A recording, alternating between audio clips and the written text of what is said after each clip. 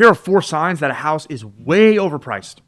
Right now, the typical overpriced house is sitting on the market for 121 days, while the one that's priced the right way, right down the street, is going in about 63 days, even in the same exact neighborhood, with the same exact buyers walking in. And the thing that decides which house you're looking at as a buyer is the sales price. And that sales price is something that a seller basically made up. So let's say you found a house. You like the house. Matter of fact, you love the house. That evening, I call you and we talk about it. You tell me, well, it's listed at $450,000. And every time my answer is the same. Okay, well, is it worth $450,000? So that question is what this entire video is about today. Because contrary to popular belief, the list price is not a fact. It's not an appraisal. It's not what the house is worth. The list price is a wish. Call it a wish price. Sometimes it's a smart, really well-researched wish. Sometimes it's a seller who has completely lost their mind. So let me show you how these numbers actually get set. Because once you see it, you understand it.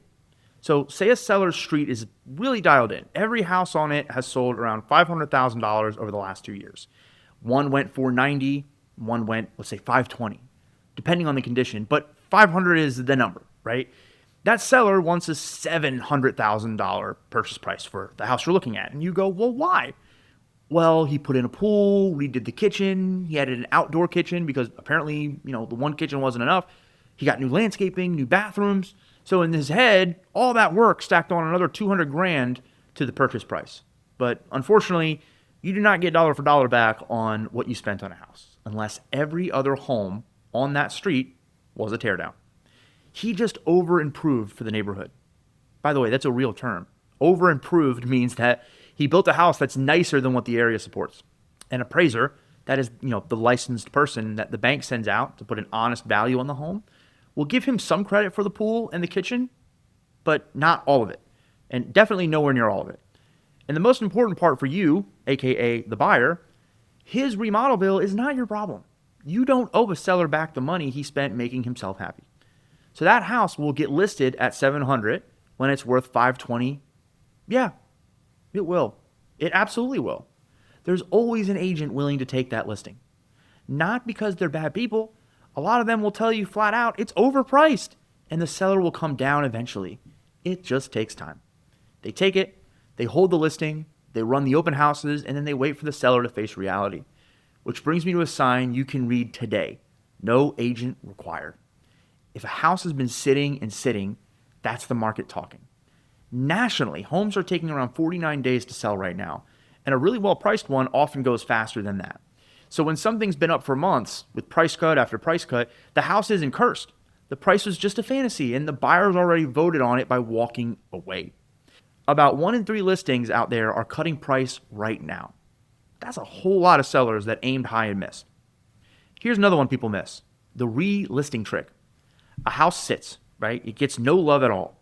So the seller pulls it down, waits a few weeks, and puts it right back up at the same price so that the days on market counter resets to 0. And it looks brand new.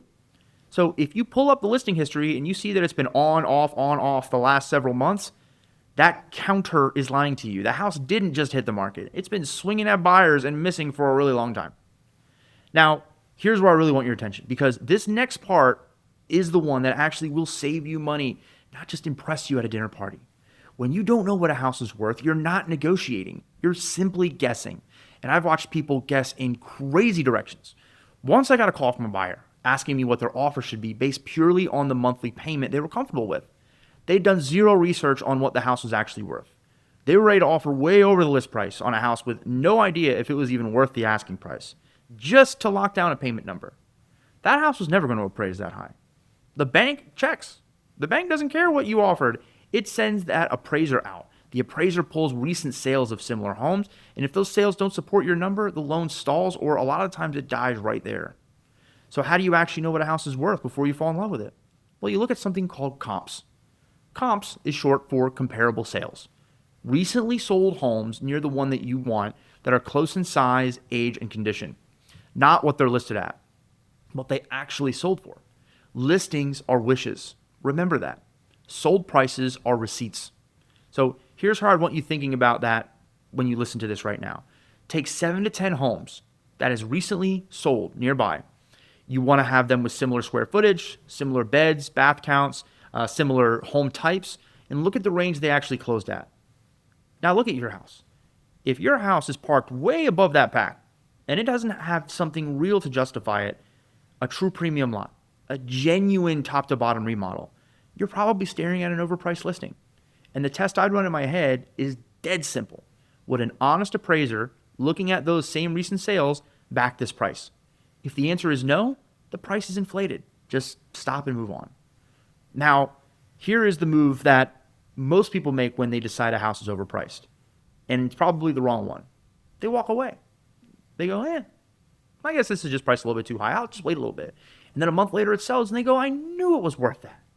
No, it was sold to somebody who wrote an offer at what the house was actually worth instead of that fantasy number the seller had. Because the thing about that list price, it's not a price tag at a store. You're allowed to offer less. If the comps say 5 and they're asking 7, you can offer what it's worth.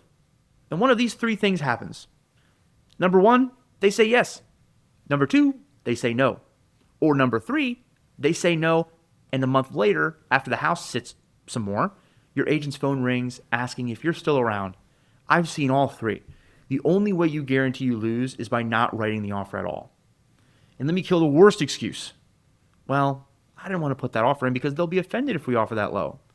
Look, if anyone ever tells you not to offer less because the seller might get their feelings hurt, you can completely ignore that. It costs you absolutely nothing to write an offer. The seller is not in the room crying. The worst thing they can say is no. And no never hurt anybody. You're not in their bedroom at night. You don't know their life. You don't know they may have a divorce. They may have a job transfer, the second mortgage they're drowning in. So stop pretending you know what they'll say. Make them say it. Now flip that around. Sometimes a house is listed at a very fair price. The comps back it up. It's just a little more than you personally want to pay. Should you still offer less? Well, in most of the country right now, yes. Because this is not 2021. This isn't COVID. Most markets are not throwing 12 offers at every house anymore. Buyers have more time and more room than they've had in years. So if a fairly priced house isn't moving, you write the number you're comfortable with, and you let the seller decide. The house that sits is the house that takes your lower offer. So look, here's a real takeaway. Before you ever fall for a house, somebody needs to put your specific situation under a light. Your numbers, your market, the actual comps on that actual street, and tell you straight whether that price is real or if it's just a wish.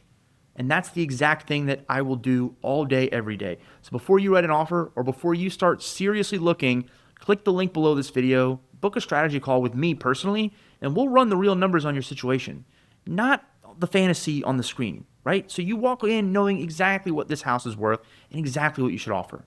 So look, if this changed how you look at a list price, do me a favor and hit that subscribe button because I make these videos to keep you from overpaying for something the market already priced lower. Thanks for watching.